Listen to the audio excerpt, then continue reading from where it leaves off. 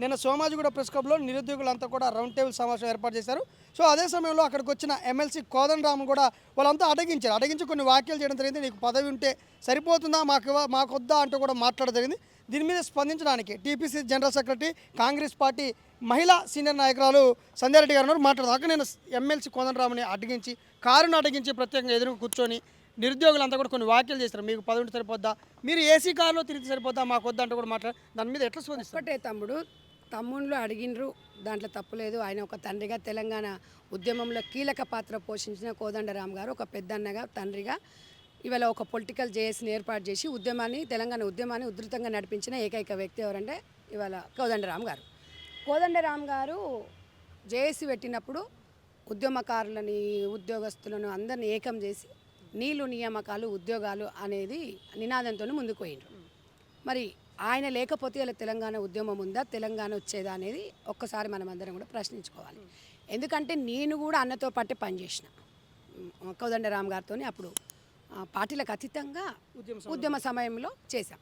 ఒకానొక సందర్భంలో కేసీఆర్ గారు అలిగి ఇంట్లో పడుకుంటే ఇదే కోదండరామ్ గారు తెలంగాణ ఉద్యమాన్ని భుజస్పందాల మీద వేసుకొని మిలినియన్ మార్చ్, మానవహారము, సాగరహారము, తర్వాత వంట వార్పు ఇలాంటి కార్యక్రమాలను భుజస్పందాల మీద వేసుకొని తెలంగాణ ఉద్యమంను పురుడు పోసిన వ్యక్తి కోదండరామ్.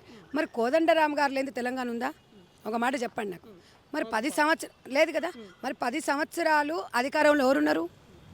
బీఆర్ఎస్ పార్టీ ఉన్నప్పుడు నా తమ్ముళ్ళు మరి ఉద్యమకారుడు పొలిటికల్ జేఏసీ కోదండరామ్ గారు, మీరు ఆయన లేకపోతే మీ పార్టీ ఎక్కడుంది, మీకు సీఎం ఎట్లా అవుతారని చెప్పేసి ఇదే ఉద్యమకారులు ఆ రోజు కేసీఆర్ గారిని ఎందుకు ప్రశ్నించలేదని అడుగుతున్నా. ఇవాళ కేసీఆర్ గారిని ప్రశ్నించే దమ్ము ధైర్యం మీకు లేక ఇవాళ మీరు అనుకుంటే ఏదైనా వస్తుంది. ఇలా మీ వల్లనే తెలంగాణ వచ్చింది. నా తమ్ముళ్ళు నేను చెప్తున్నాను కదా, స్టూడెంట్స్ లేకపోతే ఇలా ఉద్యమం ఉధృతం అయ్యేది కాదు. కాబట్టి చెట్టు పేరు చెప్పి కాయలు వాళ్ళు అమ్ముకున్నారు, క్యాచ్ చేసుకున్నారు వాళ్ళు. మేము కూడా ఇవాళ తెలంగాణలో కూడా అందరూ ఏం చేశారు, ఇవాళ కాంగ్రెస్ పార్టీ తెలంగాణ ఇచ్చినా కూడా ఇది కేసీఆర్ గారిని ప్రజలు నమ్మి ఓటేసారు. అరే 10 ఉద్యమం చేసింది, ఈ పార్టీకి మనం ఒకసారి అవకాశం ఇవ్వాలనేసి 10 సంవత్సరాల అధికారంలో ఇస్తే మరి 10,000 ఉద్యోగాలు ఇవ్వనప్పుడు 2.5 సంవత్సరాలలో 80,000 ఉద్యోగాలు మేము ఇచ్చినాం. ఇంకొక విషయం, కోదండరామ్ గారు ఎమ్మెల్సీ కావాలని ఆయన అడగలేదు. మేము ఆయనకు కాంగ్రెస్ పార్టీ రేవంత్ రెడ్డి గారు ఒక గౌరవాన్ని ఇచ్చారు. ఎందుకు అంటే గద్దరన్నకు ఎంత గౌరవప్రదంగా గద్దర్ అవార్డ్స్ కానివ్వండి, గద్దర్ కుటుంబానికి కానివ్వండి, అందశ్రీ అన్నకు కానివ్వండి, తెలంగాణ శ్రీకాంతాచారి తల్లికి కానివ్వండి, తెలంగాణ ఉద్యమకారులకు ఒక కమిటీ వేసింది. ఈ రకంగా జేఎస్ కోదండరామ్ గారికి పదవి ఇచ్చి గౌరవించాలి, తెలంగాణ ఉద్యమకారుడు అని చెప్పేసి ఇచ్చాం. ఆయన అడగల. ఇవాళ ఒకటి నేను చెప్తున్నా, మీరు అందరు గమనించండి. ఎందుకంటే యువత మేల్కోవాలి. గతంలో నేను ఒకటి అడుగుతున్నా, కేసీఆర్ గారు ఎమ్మెల్యేగా మరి ఇప్పుడు అరౌడ్ అవుతాడా? 3 ఏళ్ళు అవుతుంది గెలిచి, ఒక్కసారి కాన్స్టిట్యున్సీలకు పోలేదు, ఫామ్ హౌస్లోనే వండుకున్నాడు. మరి ఉద్యమకారుల గురించి ఎందుకు మాట్లాడతలేడు? ఉద్యమకారులు నిరుద్యోగుల గురించి ఎందుకు మాట్లాడలేడు? మా తమ్ముళ్ళకి ఒకటే చెప్తున్నా, ఆ రోజు కేసీఆర్ని మీరు ఎందుకు ప్రశ్నించలే? మీ ఇంట్లో 5 పదవులు తీసుకుంటారు, 5 ఉద్యోగాలు తీసుకుంటారు. అయ్యా మేము మరి ఉద్యమాలు చేసి ఉద్యమకాలం 1,200 మంది చచ్చిపోతే మరి ఒక్క నిరుద్యోగునికి ఒక పిల్ల ఒక్కటని ఇకపోతే అని ఎందుకు మీరు ఇవాళ కేసీఆర్ గారిని అడగలేదు ఆ రోజు? మరి ఎమ్మెల్సీ కవిత నిజామాబాద్ నుంచి ఎంపీగా ఓడిపోయినప్పుడు మరి ఇమ్మీడియట్గా నాయనా నేను ఓడిపోయినా నాయనా నాకు ఉద్యోగం కావాలంటే మరి ఎమ్మెల్సీ ఇచ్చిండు కదా, మరి ఆ రోజు ఎందుకు అడగలేదు నిరుద్యోగులని నేను అడుగుతున్నా. మరి కేసీఆర్ మరి చెప్తున్నారు కదా నిరుద్యోగులు, మేము కోదండం సార్ కానీ వీళ్ళందరూ చెప్తేనే బస్సు యాత్రలు చేసినాం, అందుకే బీఆర్ఎస్ ప్రభుత్వం. నేను ఏమంటున్నా తమ్ముడు, ఆ రోజు మనం గట్టిగా అడిగి ఆ రోజు చెప్పినుంటే ఈ రోజు ఈ పరిస్థితి వచ్చేది కాదు. మీరు అడగకపోయినా 80,000 ఉద్యోగాలు ఇచ్చిండు. 10 ఏళ్ళ అధికారంలో ఉండి ఆయన ఇయ్యలేదు, ఆయన లేదు, పెట్టిన వాళ్ళు ఏమంటారు, పెట్టినోడు పెట్టలేదు, పెట్టిన మంది ఇచ్చినట్టుగా నేను అనేది ఏంటంటే మీ ఆవేదన ఇవన్నీ నాకు తెలుసు. మీరు అడగడంలో తప్పులేదు. మీరు ఉద్యమకారులు, స్టూడెంట్స్, మీ ఇంట్లల్లో మీ పేరెంట్స్ ఒత్తిడి ఉంటుంది, చదువుకోవాలనుకుంటారు, ఒక కుటుంబం ఉంటుంది, మీరు అడగడంలో నేను తప్పు అంటలేను. కానీ ఈరోజు అన్నీ చేసిన కాంగ్రెస్ పార్టీని టార్గెట్ కోదండరామ్ గారు చేసిరంటే కోదండరామ్ గారు ఎంతో త్యాగమూర్తి అండి.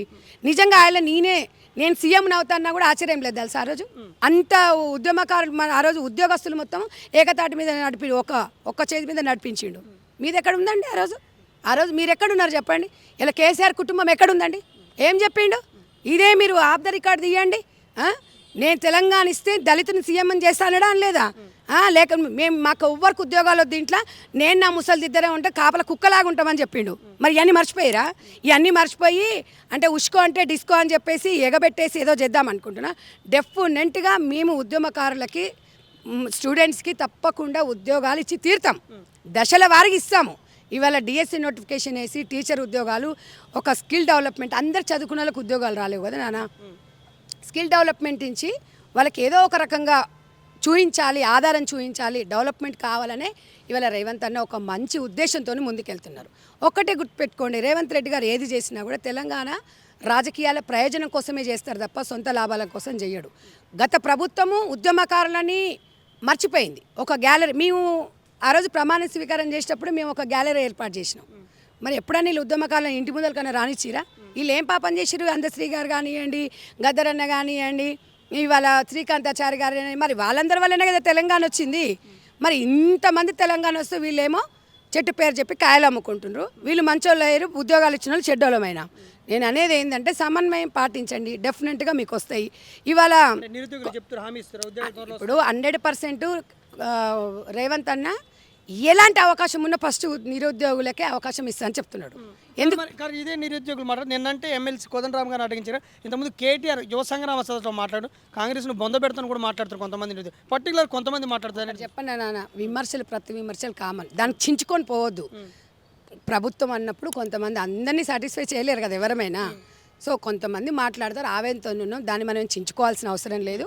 తప్పకుండా వారందరికీ కూడా న్యాయం చేస్తాం. ఇప్పుడు చాలామంది కాంగ్రెస్ పార్టీ సముద్రం, ఎంతోమంది పనిచేస్తున్నాం, అందరికి పదవులు ఒకటేసారి రాలేవు కదా. సమన్వయం పాటించండి, డెఫినెట్గా ఏదైనా ఒక రూపాయి ఉందంటే నిరుద్యోగులకే ఇచ్చే వ్యక్తి రేవంత్ అన్న.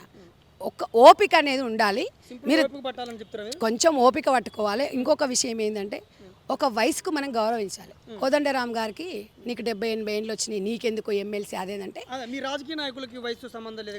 ఒకటి అంటే నేను తమ్ముళ్ళకి సూచిస్తున్నా, చదువుకున్నప్పుడు కొంచెం మనము జాగ్రత్తగా ఒక అన్నగా మనము మీరు అడగండి, నేను తప్పు లేదంటలేను, మీరు అడగొద్దు అనట్లేదు, అడగొచ్చు, తప్పకుండా అడగొచ్చు. ఎందుకంటే వాళ్ళు 20-25 ఏళ్ళ పిల్లలంటే నాకు తమ్ముళ్ళు, లేకపోతే నా కొడుకుల ఏజ్ అనుకుందాం. కాబట్టి వాళ్ళకు ఒక అమ్మగా సూచిస్తున్నా, నేను మిమ్మల్ని మేమేం విమర్శించట్లేదు, కానీ సలహాలు ఇస్తున్నాను. ఓపిక పట్టండి తమ్ముళ్ళు, ఎవడో రెచ్చగొడితే మీరు రెచ్చిపోకండి. మనం రెచ్చిపోయి ఇట్లా అయిపోయి 1200 మంది చచ్చిపోయి అంటే ఎవరైనా రెచ్చగొడుతున్నారు అంటే అఫ్కోర్స్ నేను అనేది ఏంటంటే కొంతమంది ఉంటారు కదా ఆ రెచ్చగొట్టే వాళ్ళు ఉంటే వాళ్ళు, ఎందుకంటే వాళ్ళు బాగానే ఉంటారు, ఎప్పటికి వాళ్ళు మంచిగా ఉంటారు. అక్కడ మధ్యలో పోయి మా స్టూడెంట్సే అప్పుడు కూడా యూనివర్సిటీకి మరి గెలిచిన తర్వాత కేసీఆర్ గారు ఇప్పటివరకు వాళ్ళ కుటుంబం ఎప్పుడన్నా ఉస్మానియా యూనివర్సిటీకి పోయిందా? సరే రేవంత్ అన్న 2 సార్లు పోయిండు. మీరేమంటున్నారు పోలీసులను తీసుకొని పోయారంటే పోలీసులను తీసుకొని పోవాలని కాదు, అది సీఎంకి సెక్యూరిటీ అనేది భద్రత అనేది వాళ్ళు ఇచ్చారు.